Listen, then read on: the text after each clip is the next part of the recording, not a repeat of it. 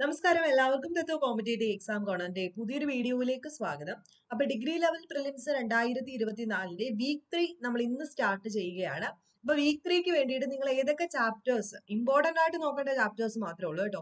ഒരുപാട് ചാപ്റ്റേഴ്സ് നമുക്ക് ഇതുമായിട്ട് റിലേറ്റ് ചെയ്ത് വേണമെങ്കിൽ പറയാം, പക്ഷെ എല്ലാം ഒന്നും നമ്മൾ പഠിക്കുന്നില്ല. വേണ്ട ചാപ്റ്റേഴ്സ് മാത്രം പറയുകയാണ്. ജസ്റ്റ് നിങ്ങളൊന്ന് വായിച്ചു വിടുക. ഇതിന്റെയൊക്കെ തന്നെ ക്ലാസ്സുകൾ ഞാൻ ലിങ്ക് ടെലഗ്രാമിൽ ഇപ്പൊ തന്നെ ഇട്ടേക്കാം. അപ്പൊ അത് കാണുക, കണ്ടിട്ട് ജസ്റ്റ് ഒന്ന് മനസ്സിലാക്കി വെക്കുക. അതിനുശേഷം അതുമായിട്ട് റിലേറ്റ് ചെയ്ത് വരുന്ന ചോദ്യങ്ങൾ നോക്കുക, പ്രീവിയസ് ചോദ്യങ്ങൾ നോക്കുക. ഇത്രയും കാര്യങ്ങൾ നിങ്ങൾ ചെയ്യാം. വീക്ക് 3 മൂന്നാം തീയതി തൊട്ട് 9 വരെയാണ് നമ്മുടെ ടൈം എന്ന് പറയുന്നത്.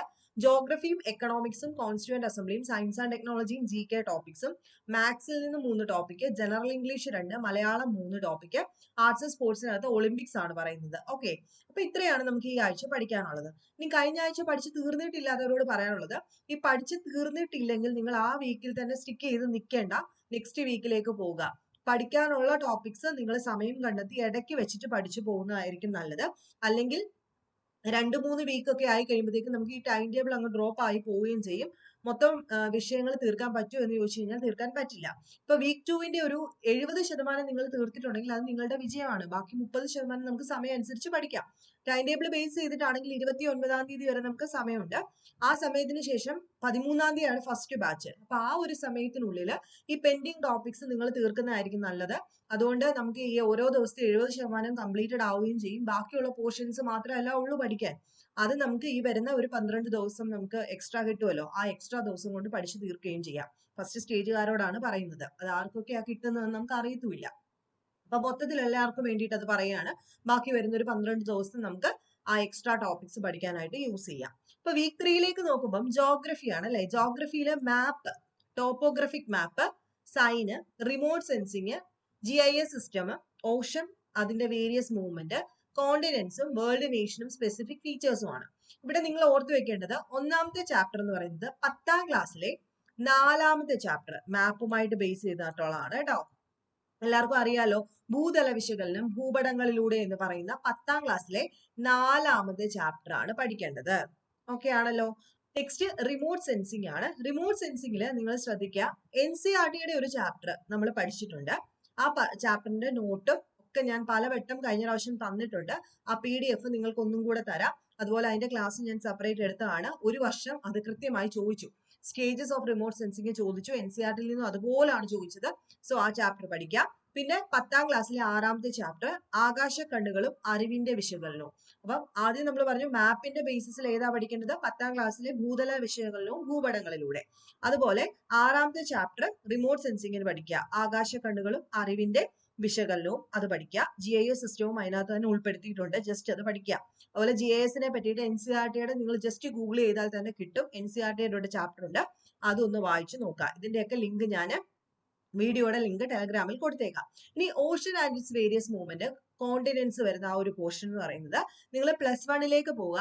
ഇനി 10 വരെയുള്ള ചാപ്റ്റേഴ്സിൽ ഉണ്ട് കേട്ടോ ഓഷനും വേരിയസ് മൂവ്മെന്റും. പക്ഷെ കുറച്ചുകൂടെ ആധികാരികമായിട്ട് പഠിക്കണമെങ്കിൽ നിങ്ങൾ എവിടെ പോവുക, +1ന്റെ 13ാമത്തെ ചാപ്റ്റർ ജലം സമുദ്രങ്ങൾ എന്ന് പറയുന്ന 13ാമത്തെ ചാപ്റ്ററും തൊട്ട് താഴെ ഒരു ചാപ്റ്റർ കിടപ്പുണ്ട് സമുദ്രജല ചലനങ്ങൾ. ഈ 2 ചാപ്റ്റേഴ്സ് പഠിക്കുക. ഞാൻ ഇതിന്റെ ലിങ്ക് തരാം, പഠിപ്പിച്ചിട്ടുണ്ട്, ലിങ്ക് തരാം. നോട്ട് എക്സ്പ്ലെയിൻ ചെയ്തിട്ടുണ്ട്, അതിന്റെ ഒക്കെ ലിങ്ക് തരാം. പിന്നെ വേൾഡ് നേഷനും അതിന്റെ ഫീച്ചേഴ്സ് എന്ന് പറയുമ്പോൾ ഏറ്റവും കൂടുതൽ അവിടെ നിന്നും ചോദിക്കാൻ സാധ്യതയുള്ളത് കറണ്ട് അഫയേഴ്സ് ആയിരിക്കും. ഇപ്പൊ വേൾഡ് നേഷനുമായിട്ട് ബന്ധപ്പെട്ട് വരുന്ന കറണ്ട് അഫയേഴ്സും അതിന്റെ സ്പെസിഫിക് ഫീച്ചേഴ്സും ഒക്കെ ആയിരിക്കും ചോദിക്കാൻ സാധ്യത. കോണ്ടിനെന്റ്സ് ചോദിക്കുന്ന സമയത്ത് നിങ്ങൾ കൃത്യമായിട്ട് കോണ്ടിനെന്റ്സിനെ പറ്റിയിട്ട് പഠിക്കുകയാണ്. അവിടെ എക്സ്ട്രാ ഒരു പഠിക്കേണ്ടത് +1-ലെ നമ്മളെ ഈ ഫലക ചലനങ്ങളെ പറ്റിയിട്ടൊക്കെ, പ്ലേറ്റ് ടെക്ടോണിക്സിനെ പറ്റിയിട്ട് പറയുന്നുണ്ട്. അപ്പൊ സമയം ഉണ്ടെങ്കിൽ അതൊന്ന് വായിക്കുക. അല്ലെങ്കിൽ അതിന്റെ ക്ലാസ് ഞാനൊന്ന് തരാൻ ശ്രമിക്കാം. ഇപ്പം പറഞ്ഞ കാര്യങ്ങൾ അത്രയും ചെയ്യാം. ഈ 3 ചാപ്റ്റേഴ്സ്, അതായത് ഭൂതല വിശകലനം ഭൂപടങ്ങളിലൂടെ, ആകാശ കണ്ണുകളും അറിവിന്റെ വിശകലനവും, അതുപോലെ സമുദ്രജലനം, അതുപോലെ സമുദ്രങ്ങൾ എന്ന് പറയുന്ന ചാപ്റ്റർ. ഓക്കെ ആണല്ലോ. ഇനി എക്കണോമിക്സിലേക്ക് പോകുമ്പോൾ public revenue, tax, non tax revenue, public expenditure, budget, physical policy, consumer പ്രൊട്ടക്ഷനും ആണ് ചോദിച്ചിരിക്കുന്നത്. ഇവിടെ ഈ കൺസ്യൂമർ പ്രൊട്ടക്ഷനകത്ത് 10ാം ക്ലാസ്സിലെ ഉപഭോക്താവ് സംതൃപ്തിയും സംരക്ഷണവും അതൊന്ന് വായിക്കുന്നത് നല്ലതാണ്. ഇതിന്റെ തൊട്ട് അപ്പുറത്തെ ടോപ്പിക് ഉണ്ടല്ലോ പബ്ലിക് റവന്യൂ, ടാക്സ്, ഇത് 9ാം ക്ലാസ്സിലും 10ാം ക്ലാസ്സിലും നമുക്ക് പഠിക്കാനുണ്ട്. എങ്കിലും നിങ്ങൾ അവിടെ നോക്കുന്നതിനേക്കാളും കുറച്ചുകൂടെ നല്ലതെന്ന് പറയുന്നത് നമ്മുടെ സർക്കാർ ബജറ്റും സമ്പദ്ഘടനയും എന്ന് പറയുന്ന +2 5ാമത്തെ ചാപ്റ്റർ നോക്കുന്നതായിരിക്കും. സർക്കാർ ബജറ്റും സമ്പദ്ഘടനയും.